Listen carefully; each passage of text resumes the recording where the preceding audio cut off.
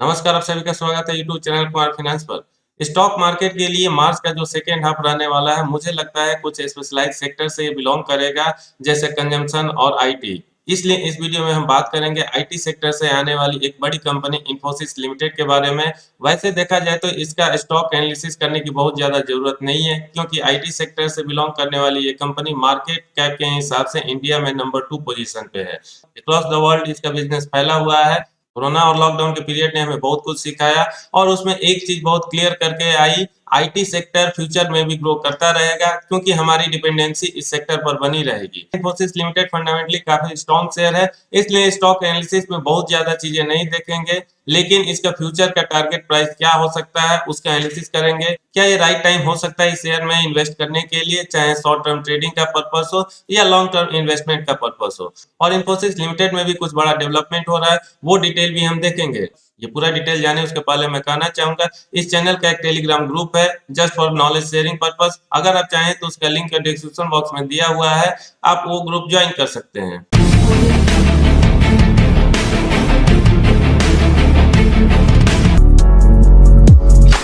जैसा कि हम जानते हैं, इन्फोसिस लिमिटेड आईटी सेक्टर से आने वाली कंपनी है और इंडियन मार्केट को देखा जाए तो टीसीएस के बाद सबसे बड़ा मार्केट कैप है इसका। इसका करंट मार्केट कैप 5,33,892 करोड़ का है। ये लार्ज कैप से बिलोंग करती है, निफ्टी 50 से बिलोंग करती है। स्टॉक पी भी इसका ठीक ठाक नजर आ रहा है और ये 28.7 है। रिटर्न एंड कैपिटल एम्प्लॉयड भी इस कंपनी का जबरदस्त है, क्योंकि ये 32.6% निकल कर आ रहा है।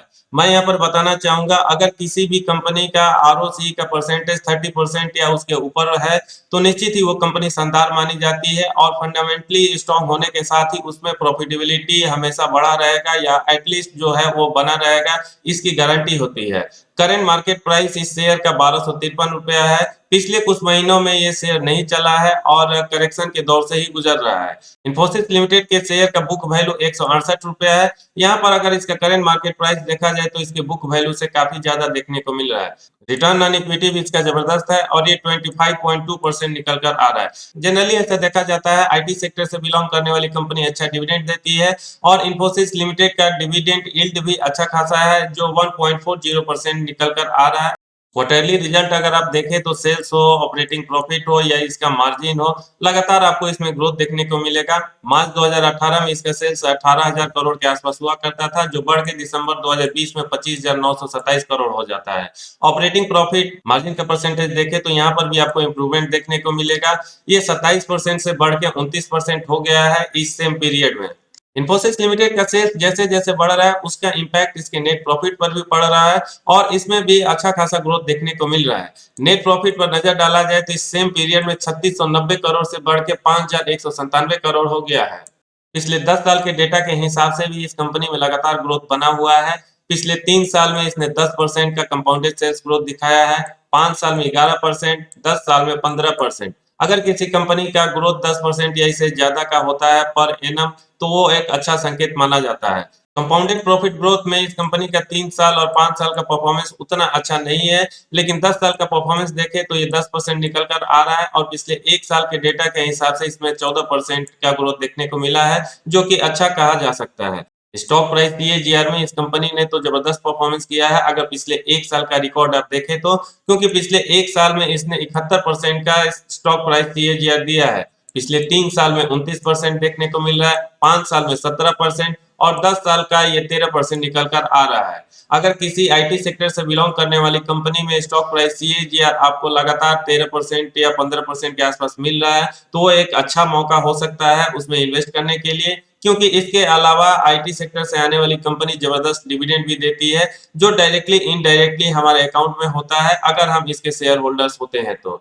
रिटर्न ऑन इक्विटी में भी ये कंपनी लगातार अच्छा परफॉर्मेंस देते आ रही है। पिछले 1 साल में 25% रहा है रिटर्न ऑन इक्विटी इसका, 3 साल में 24%, 5 साल में 24% और 10 साल में 25%।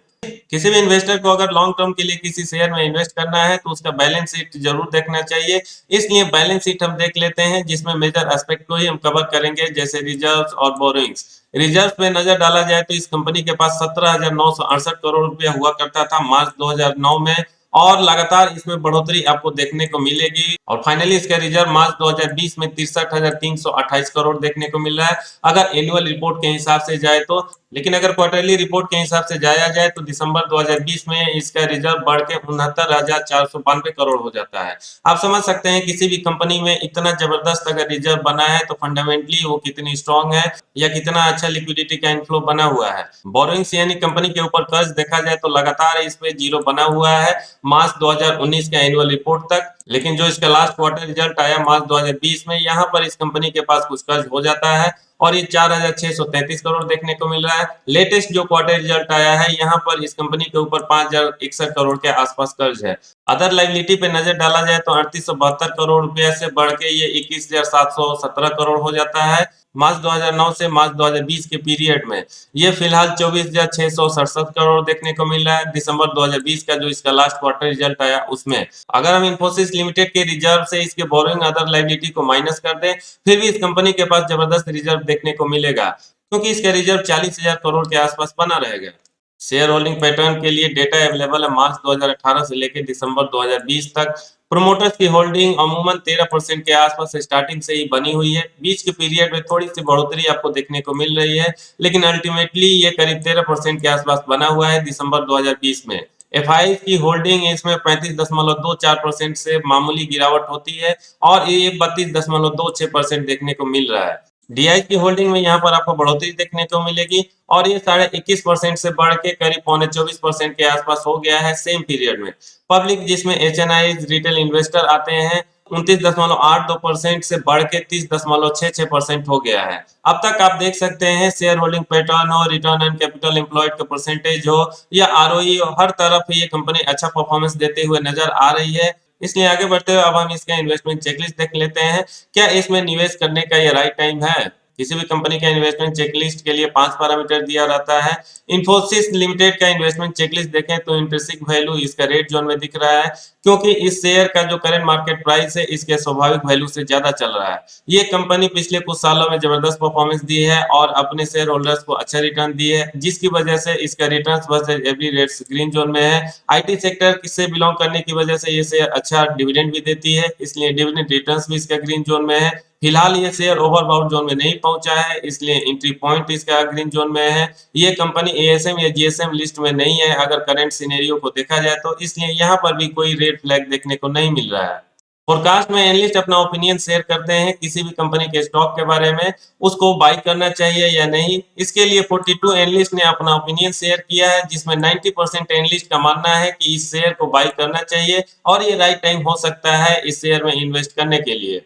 इन्फोसिस लिमिटेड का ड्रॉबैक देखा जाए तो कई बार इस कंपनी के कॉर्पोरेट गवर्नेंस को लेकर नेगेटिव न्यूज आ जाता है जिसकी वजह से इसके शेयर प्राइस में कभी कभी भारी गिरावट देखने को मिलता है। पिछले कुछ सालों का बात किया जाए तो 2 बार ऐसा हुआ है जब इसका शेयर प्राइस बहुत ज्यादा तरीके से टूट गया और ऑलमोस्ट उसमें 100% के आसपास गिरावट देखने को मिला। लेकिन अगर इन्फोसिस लिमिटेड का पॉजिटिव एस्पेक्ट देखा जाए तो वो जितने भी रूमर होते हैं फेक होते हैं और कंपनी का शेयर बाउंस बैक करता है और जैसा कि रूमर रहता है वो रूमर गलत साबित होता है। दूसरा पॉजिटिव एस्पेक्ट देखें तो कई बार इस कंपनी का मैनेजमेंट में चेंजेज हुआ लेकिन इसके शेयर प्राइस में उसका इम्पैक्ट बहुत ज्यादा नहीं पड़ा और लगातार ये कंपनी अच्छा परफॉर्मेंस करती रही और अपने शेयर होल्डर्स को अच्छा रिटर्न देती रही क्योंकि इसके मैनेजमेंट में लगातार चेंजेस होने के बावजूद भी इस कंपनी का सेल्स या प्रॉफिट मार्जिन पर इसका इम्पैक्ट नहीं पड़ा। अब हम देख लेते हैं इन्फोसिस लिमिटेड में क्या डेवलपमेंट हो रहा है और इसका इंडिकेशन हमको कैसे मिल रहा है। साथ ही हम देखेंगे इसका शेयर का प्राइस टारगेट क्या दिया जा रहा है ब्रोकिंग हाउसेस द्वारा। किसी भी क्वालिटी कंपनी या शेयर में बड़ा डेवलपमेंट होता है तो आप वॉल्यूम एनालिसिस के माध्यम से समझ सकते हैं क्योंकि वहां पर आपको डिलीवरी का परसेंटेज से इंडिकेशन मिल जाता है कि क्या इस कंपनी में कुछ अच्छा हो रहा है या कुछ बुरा हो रहा है। एक दिन में आप देख सकते हैं एनएससी प्लस बीएससी मिलाकर करीब 1.5 करोड़ के आसपास शेयर ट्रेड होता है लेकिन जो देखने और समझने वाली बात है इसके शेयर में जो डिलीवरी देखने को मिल रही है करीब 60% डिलीवरी हो रही है। एक दिन पहले का भी अगर डेटा आप देखें तो वहां पर भी 1 करोड़ के आसपास शेयर ट्रेड होता हुआ दिख रहा है जिसमें डिलीवरी का परसेंटेज बहुत ज्यादा है और 70% के आसपास से निकल कर आ रहा है। 1 वीक का एवरेज डेटा पर भी आप नजर डालें तो यहाँ पर भी आपको अच्छा ही संकेत देखने को मिलेगा। 98 लाख शेयर ट्रेड होता है और डिलीवरी का परसेंटेज यहाँ पर भी 58% हो रहा है।